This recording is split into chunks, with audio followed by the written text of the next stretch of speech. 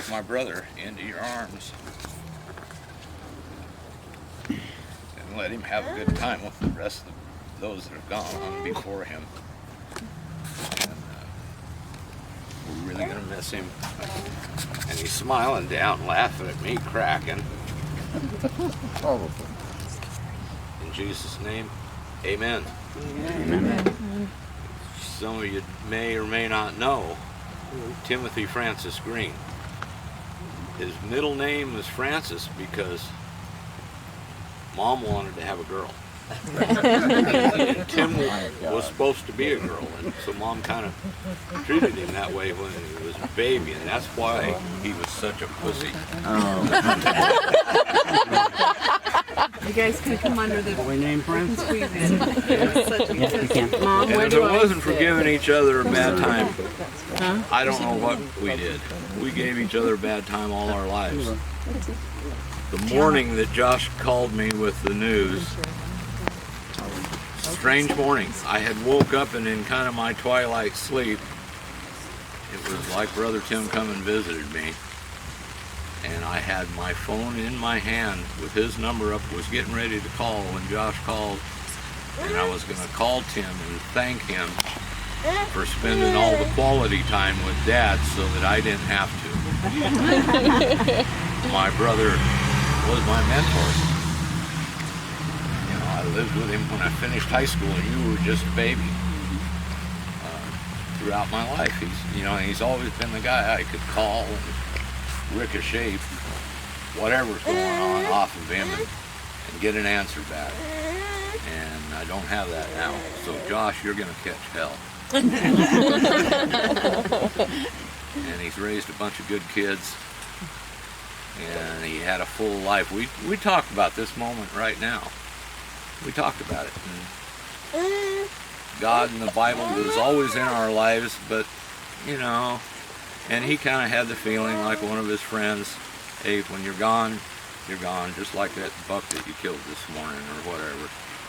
And I said, well, yeah, that could be, but if not, and we get to go somewhere and sit at the bar with Pop and have a beer and see Mom and, see all our old friends that have gone before us, that'd be cool too. Hell yeah. So he was kind of agnostic about the whole thing. But I definitely feel the spirit, and I can tell stories. I can tell 68 years worth of stories. And all of you that knew him knew what he was. There was no bullshit about him. The stuff medically that he had wrong with him, he was not going to go to a doctor. He was not going to go through all that. He was just going to run it out the way it was. And he lived his life the way he wanted to live it. He rode lots of motorcycles and shot lots of guns and had a hell of a time. So you can't be sorry for him. You just remember him the way he was. Ornery. We know that. I don't know what else I can say, Chris. I've had months to think about this. This whole COVID thing, everything that's gone on to get us to where we are today is like a soup sandwich. It's just a mess. But he's with Pat now. He's happy there. And With Grandma and Grandpa. yeah. Yeah, I'm gonna miss him. I think I'm done for a while. Joshua, you wanna go? Is that worth a damn? You did good. Yeah?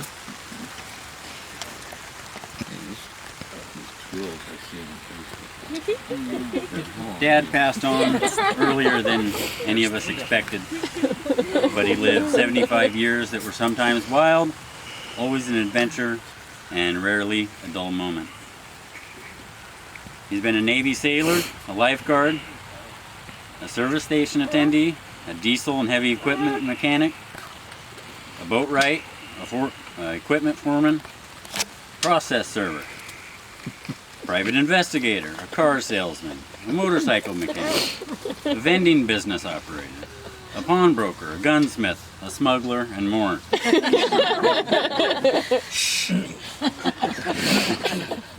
His career path was never a clear one, but buying, selling, and trading were always a constant. He married his high school sweetheart in '66 and had 4 children. Over the years, with wife and kids in tow, we moved about from Centralia, Chehalis, Boisfort, Packwood, Arivaca, Arizona, and back to Washington. And then did that trip again. If it were not for my father's non-traditional type of life, I wouldn't have the experiences and memories I have today. Like seeing the landscapes from Washington to Arizona, and the hills and mountains of evergreen forest to the dangers and adventures of the desert. From government cheese and powdered milk to steaks and wine. Sometimes home was an old school bus. Other times home was a 40-acre cattle ranch or a 3,000 square foot downtown apartment. We rode quads and motorcycles, bought and sold cars, shot guns, fished lakes and rivers. And all these experiences and memories came with life lessons, too many to list. I recall the exact time I was given my first automotive lesson. I was 15 and I went outside and hovered behind him as he looked over the engine of a newly acquired Volkswagen Bug. He looked over his shoulder at me, realizing I was interested. He guided me through the process of setting the points on that old Volkswagen. Though that was just the beginning of many lessons to follow, I'm sure the next lesson was how to hold the flashlight and keep it pointed where you needed it. He always said you can always make a living turning a wrench, and that advice has served me pretty well. A few other lessons: buy low, sell high, deal in volume. If there's a job worth doing, it's worth doing it right. Be a man of your word. And lastly, if you're going to do something illegal, don't get caught. Collectively, it's been a wonderful life. And it was wonderful because he was in it. I am honored, thankful, and lucky to have had him as my father. And will love and miss him the rest of my days. Good job, Josh. Good job.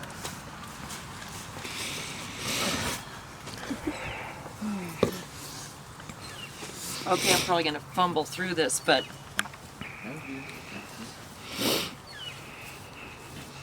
when I was a little girl, he was just Uncle Tim, you know. He was just my dad's little brother, and so I would hear the stories of who he was through my mom and dad. What an asshole he was. And he'd tease me or whatever, but it wasn't until, I don't know, 20 years ago, up in Packwood, when Annie Pat was still around and he was taking care of her, we became friends. I mean, really became friends. At least that's how I felt.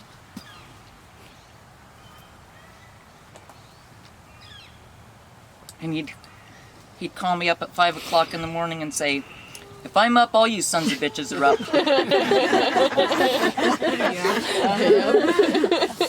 And he just really was a mentor for me the last 20 years or so.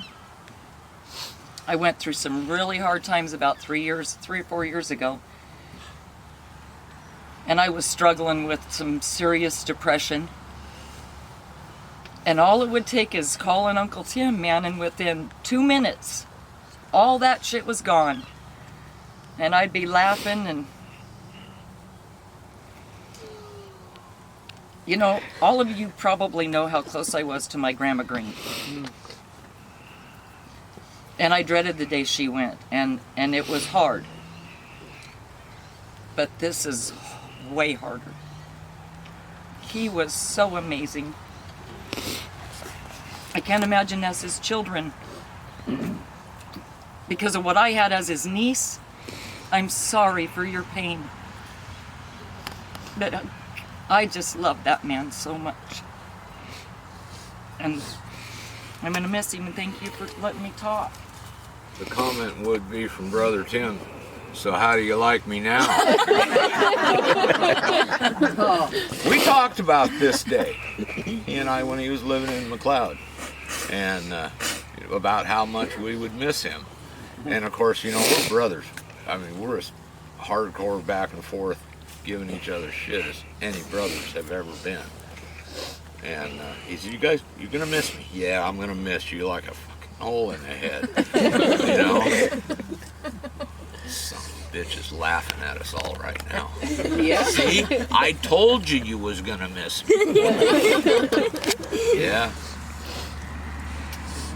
He was a great guy. Never thought I'd say that. He used to pick on me. You know, I've been known for being pretty ornery most of my life. I had a brother 7 years older than me that used to pick on me like you wouldn't believe. And that was part of what I was going to call him and thank him for, because he made me as tough as I am. Not to back away from a guy that's bigger than me, or that can probably kick my ass, but if I figure I'm right, I'm standing my ground. Because I had to stand my ground with him when I was young. Pretty cool. Plus the fact that I didn't have to spend all the time with Dad.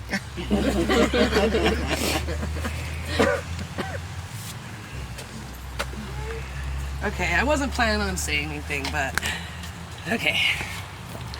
The first time I met Dad, I was 15 years old. And I met my husband, Timothy. He took me to the house to introduce him to Mom and Dad.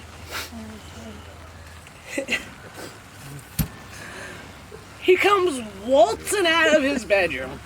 Whitey-tighties. Who'd you bring over, Tim? My face got 10 shades of red. He introduced me. This is my dad, Tim. This is my mom, Patricia. And this is my girlfriend, Elizabeth. And I will never forget that.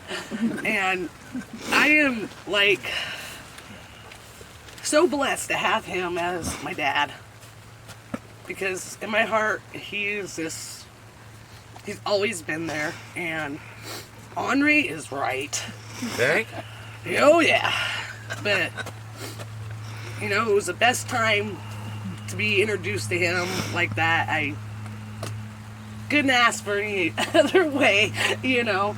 And, you know, he's in a good place. I hope so. He's in a really good place.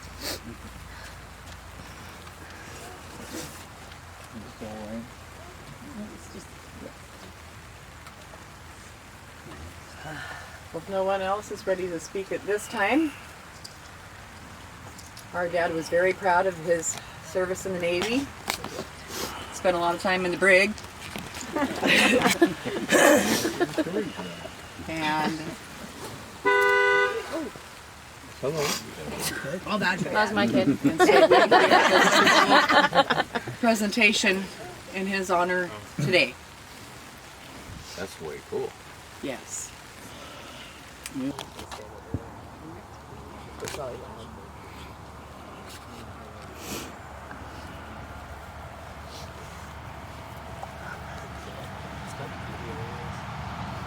all those who have been able, please rise for the rendering of military honor.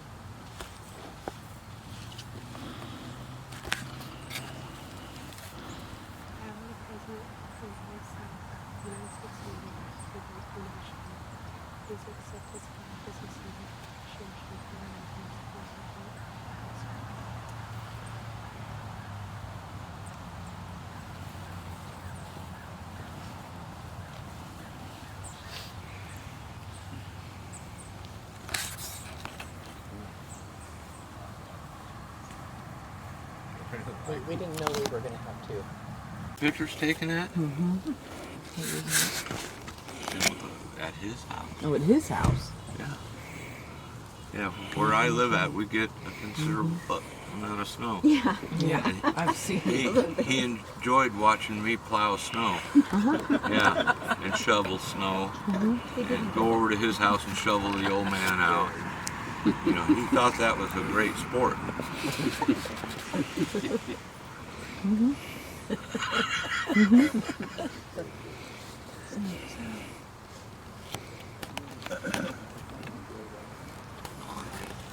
Yeah. I knew Tim for about 50 years. I hardly know anybody here. But Tim and I had a lot of adventures. And I'd tell you about some of them, but there's women present. But anytime I get a rig tore apart and couldn't get it back together, I'd call Tim and he'd drive 50 miles out and put my rig back together. One time I had a 57 Chevy with a 283. No reason it wouldn't start. Couldn't get it to start. Worked on it. Called Tim, he came up. He said, laid his hands on the hood.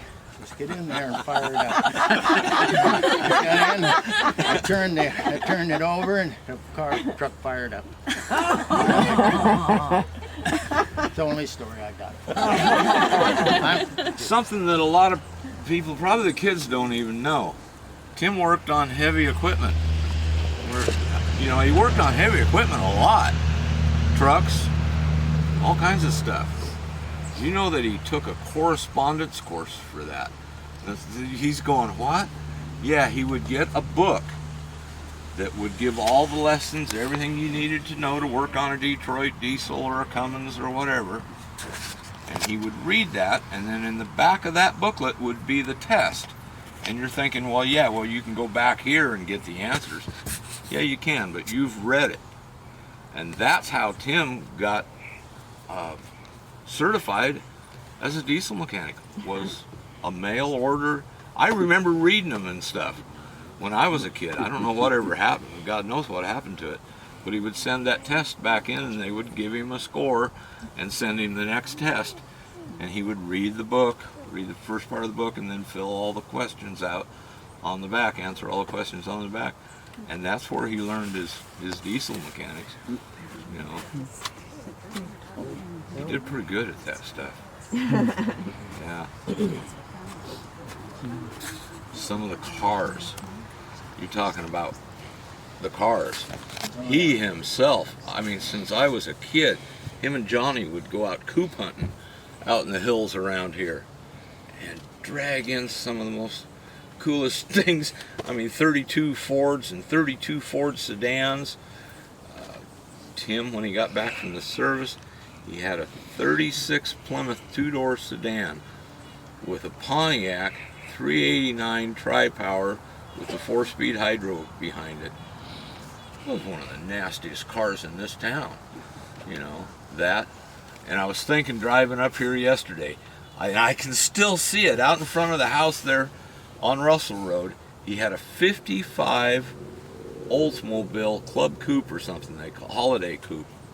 Looked like a 55 Chevy, just more chrome and a little bigger car.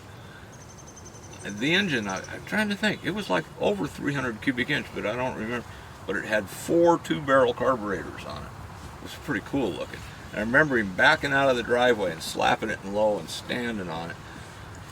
And pretty soon you couldn't see him in the car. The car was just filling with tire smoke. Pretty soon you couldn't see the car. The whole car's gone, and then all of a sudden here comes this 55 Olds out of there, Pat, what the hell car were we doing? He'd gotten an old Cadillac one time, and Pat was going to push him with that car. And we got lined up out there on Russell Road, and from about 10 feet away, Pat hit it. And jammed into the back of that car. About gave us both whiplash, but we got that old caddy started. Of cars all the time, you know. Do you remember him having the 63 Stingray? I've heard stories. Cherry. Cherry. Gonna keep it forever. All the cars that he ever had, he was gonna keep forever. Yeah. And a month or two down the line, he was trading it off for something else. But he was always that way. He'd leave the house in the morning with $20 and an old rifle and whatever car. And by the end of the day, he'd had 3 different cars, 12 different rifles, and come home with $200 in his pocket and 3 new guns that needed work.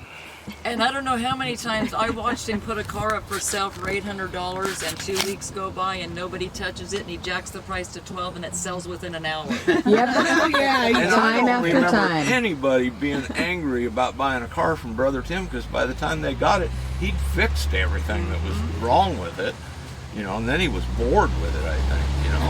When he had his car lot, he had a truck, an old truck there, I don't know, an old Chevy and pickup, and it was making a lot of noise, the transmission was, and so he put a bunch of, he got a bunch of sawdust and put in with the oil, and the transmission quieted it right down, you know. So anyway, we were having breakfast at that restaurant. We always had breakfast at, I can't remember the name of it.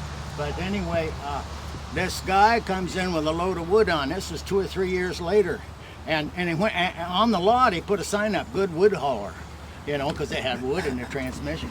And the guy had a load of wood on, and he come in, and Tim says, how's that truck run? He says, oh yeah, he says, it's a great wood hauler. And Tim said,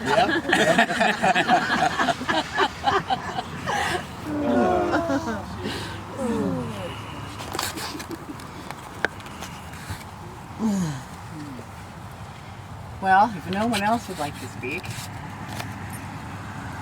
I'll tell a little story, a little funny story about my father's infinite words of wisdom. And he had so many. And I need glasses because I can't read my own handwriting. And I want to thank everybody for coming today and to honor our dad. And he had all kinds of little catchphrases we all know about. Lots of them that you can't remember them all. Loaded with sarcasm. But there's one phrase that I use it today. And he had said it many times before. But this one night, my 3 oldest kids were little, like 5, 4, and 2. And Mom and Dad lived in the penthouse above the pawn shop. And the 3 boys and Beth lived there too. And me and the kids were over there for dinner. Dad was sitting on the couch reading his newspaper and watching TV. God forbid you change the TV. And so my brothers were young. Josh and Zach were teenagers when my kids were little. And they tormented my children. The boys were making the little boys run around, scream and holler, and I was trying to get them to quit before Dad got pissed. Then, I'm trying to tell my brothers, tell the boys, stop, Grandpa's gonna start freaking out, da-da-da. My brothers are teaching my little boys how to flip me off.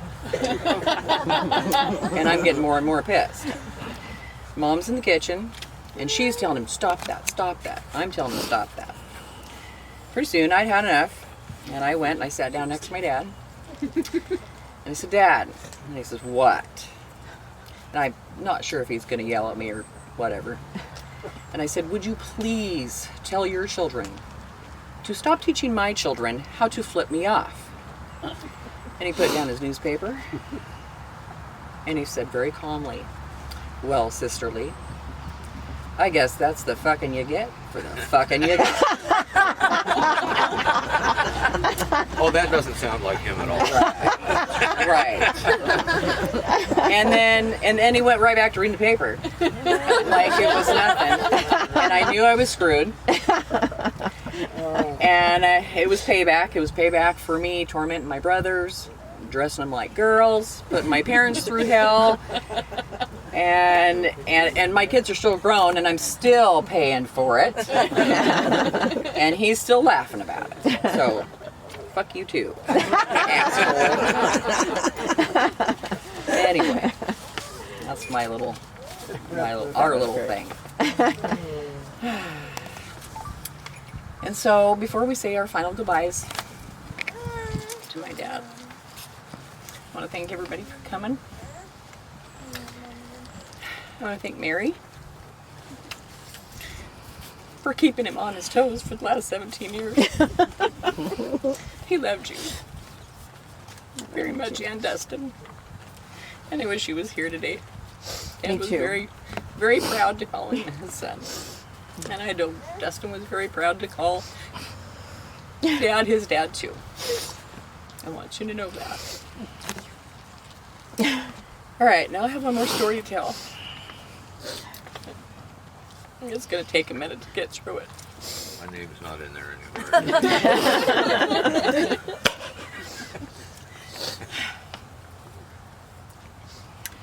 So, after our mom died 17 years ago, when Dad was ready,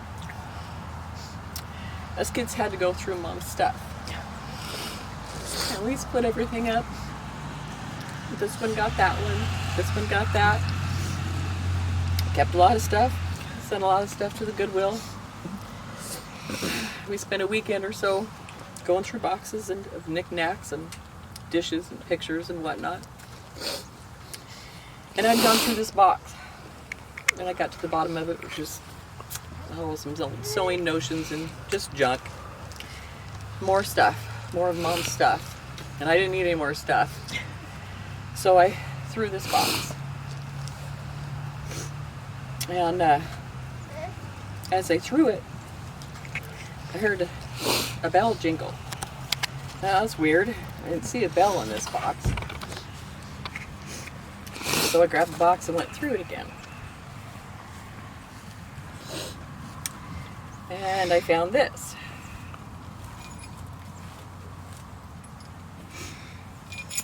And it jingles. This tiny lidded little basket. And I knew she put a bell in there. So I'd find it. My mom and her stuff. All her stuff was precious to her. And Dad was part of her stuff.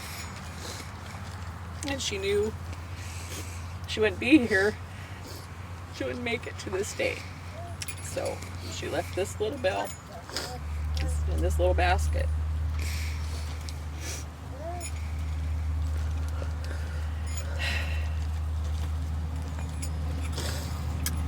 And this is her last request.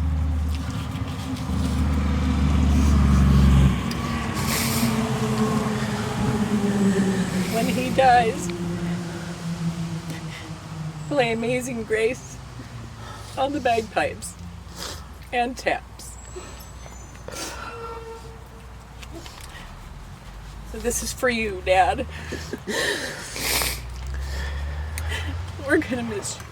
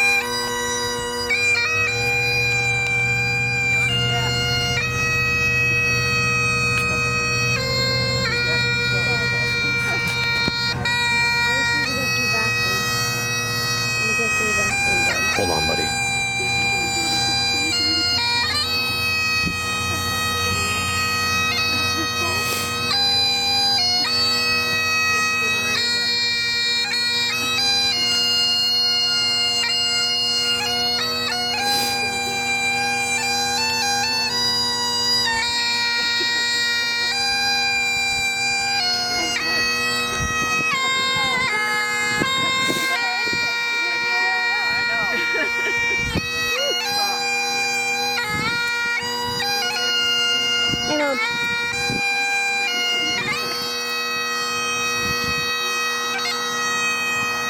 I'm here to see bathrooms. There's no bathrooms in Barry. You're gonna have to wait until we can stop at Grandma. I can't wait. There's no place to go. Have him go around the tree.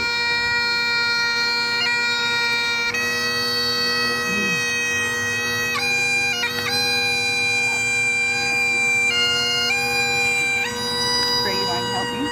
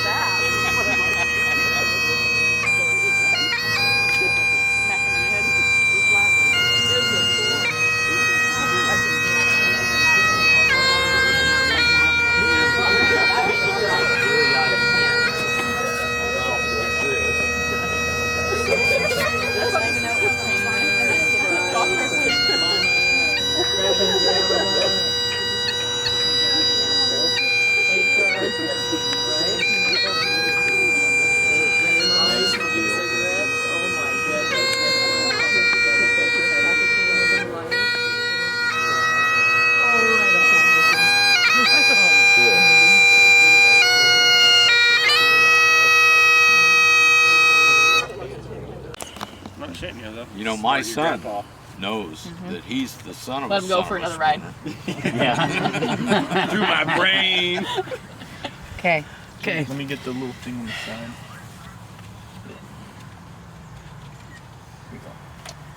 All right. Pretty appropriate. Bye, Pops. Love you. See you, Rick. Bye, Dad. Asshole. Love you, shithead. Love you, Grandpa. Okay, we're gonna face it this way.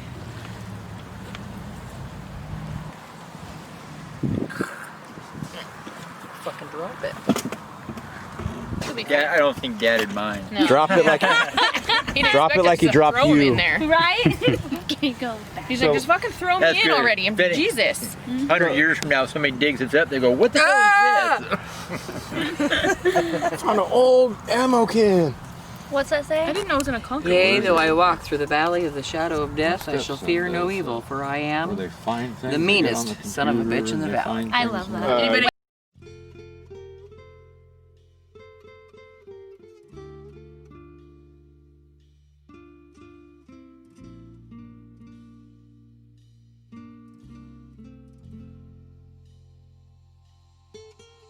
He looked down into her brown eyes and said, say a prayer for me.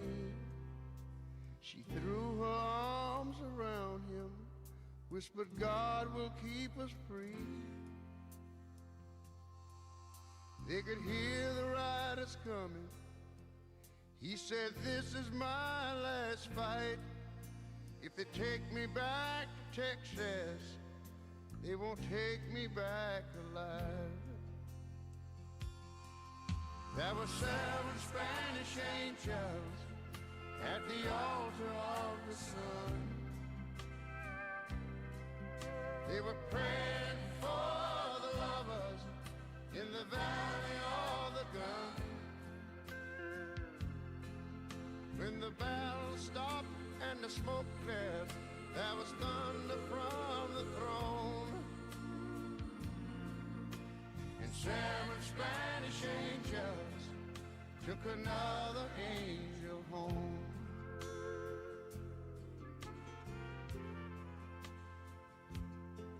She reached down and picked the gun up that lay smoking in his hand. She said, Father, please forgive me. I can't make it without my man. And she knew the gun was empty, and she knew she couldn't win. But her final prayer was answered when the rifles fired again. There were 7 Spanish angels at the altar of the sun. They were praying for the lovers in the valley of the gun. When the battle stopped and the smoke cleared, there was thunder from the throne. And 7 Spanish angels took another angel home. There were 7 Spanish angels at the altar of the sun. They were praying for the lovers in the valley of the gun. When the battle stopped and the smoke cleared, there was thunder from the throne. 7 Spanish angels took another angel home. All right, y'all, help me now.